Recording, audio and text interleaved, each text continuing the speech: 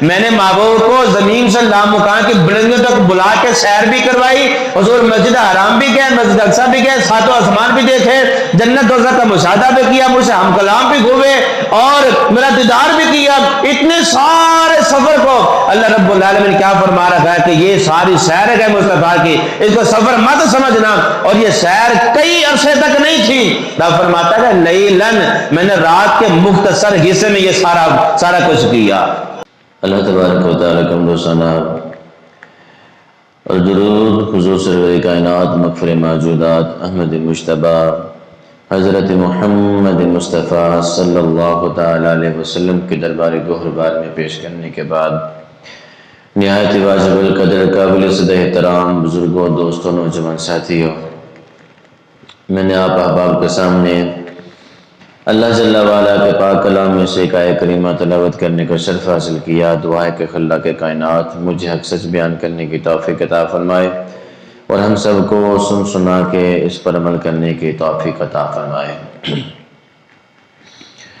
میری آج کی اس جمعۃ المبارک کی بابرکت ساعتوں میں گفتگو کا موضوع ہے معراج مصطفیٰ صلی اللہ تعالی علیہ وسلم کی ابتدائی منزلیں۔ اللہ رب العالمین نے حضور نبی کریم صلی اللہ تعالی علیہ وسلم کو بڑا مقام اور مرتبہ عطا فرمایا۔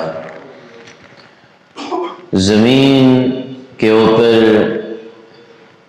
ہر خطہ ارض پر حضور نبی کریم صلی اللہ تعالی علیہ وسلم کا ذکر میرے اللہ نے اجاگر کرنے کے بعد حضور کو لامکان کی بلندیوں پر بلا کر آسمانوں کے اندر بھی حضور کا ذکر بلند فرما دیا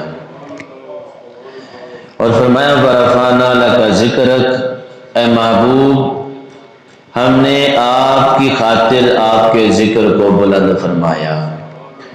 کائنات میں اے پیارے محبوب کوئی ایسی مخلوق میں ہستی نہیں ہے جس کی وجہ سے ہم آپ کا ذکر بلند فرماتے۔ حضور آپ ہی ہیں، آپ کا ذکر ہم نے آپ کی وجہ سے بلند فرمایا۔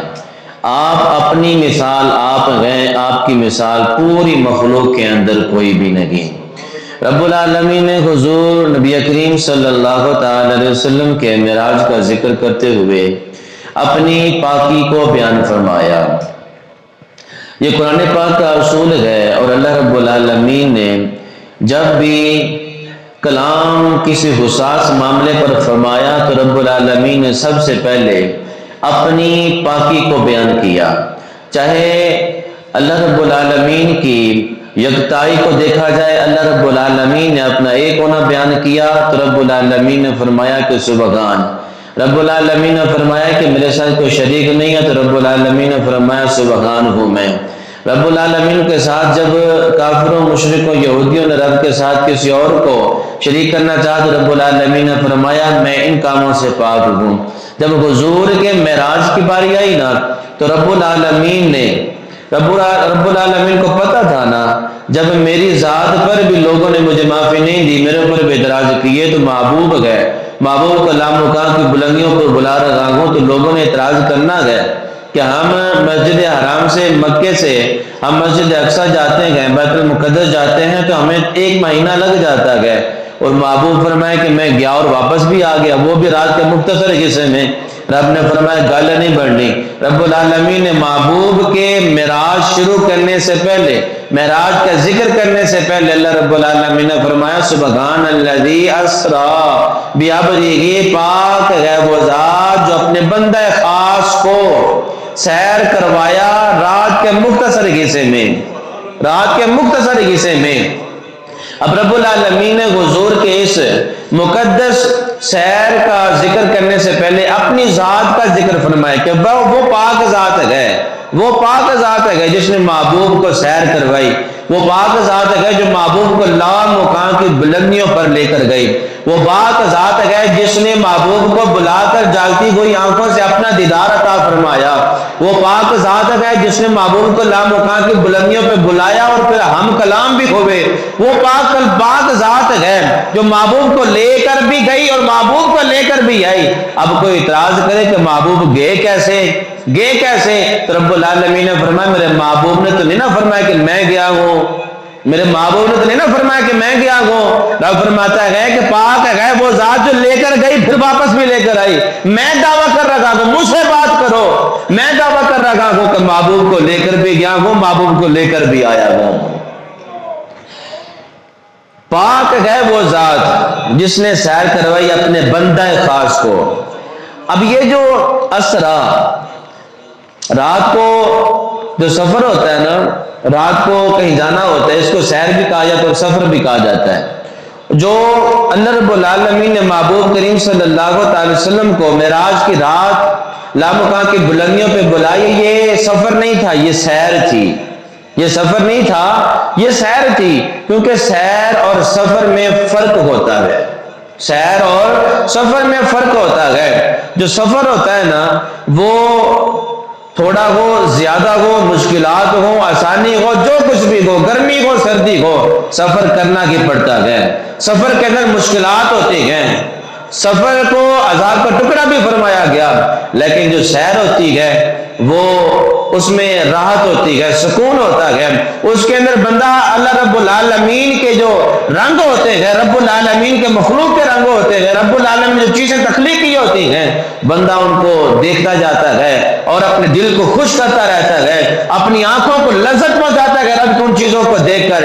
سیر کے اندر مشکل نہیں ہوتی، سیر کے اندر تکلیف نہیں ہوتی، سیر میں مشقت نہیں ہوتی۔ اور دوسری بات حضور نبی کریم صلی اللہ تعالی علیہ وسلم کہ اگر سیر کو دیکھا جائے تو حضور کا سیر جو ہے وہ کم ہے، سفر جو ہے حضور کا کم ہے۔ اگر حضور کی سیر دیکھی جائے تو زیادہ ہے، اگر ہم اپنا سفر دیکھیں تو ہمارا سفر زیادہ ہوتا ہے اور ہماری سیر تھوڑی ہوتی ہے۔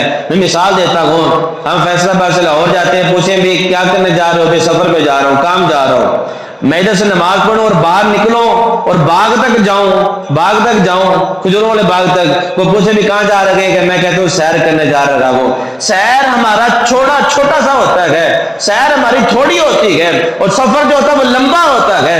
اگر مصطفیٰ کریم صلی اللہ علیہ وسلم کے سیر کی بات کریں اور مصطفیٰ کے سفر کی بات کریں، مصطفیٰ کا سفر کم ہوتا ہے۔ سفر کیا؟ مکہ سے مدینہ ہجرت کی سفر ہجرت فرمایا مکہ سے مدینہ۔ اور اگر ہم حضور نبی کریم صلی اللہ علیہ وسلم کا مزید سفر دیکھیں تو حضور نے مدینے سے شام تک تجارت کا سفر فرمایا۔ اگر حضور نبی کریم صلی اللہ علیہ وسلم کی سیر دیکھیں تو حضور نے زمین سے لے کر لامکان کی بلندیوں تک سیر فرمائی،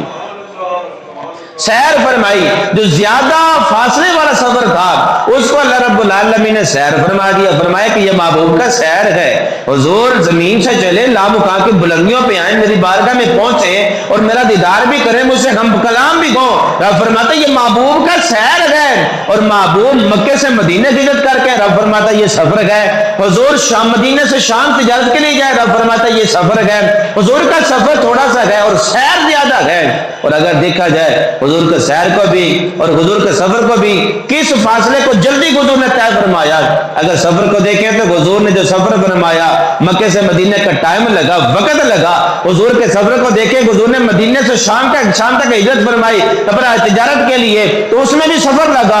اگر حضور ٹائم لگا، اگر حضور نبی کریم صلی اللہ علیہ وسلم کے اپنا سیر کو دیکھیں، حضور زمین سے لامکان کی بلندیوں پہ جاتے ہیں تو رب العالمین فرماتا ہے اسرا بعبدہ لیلاً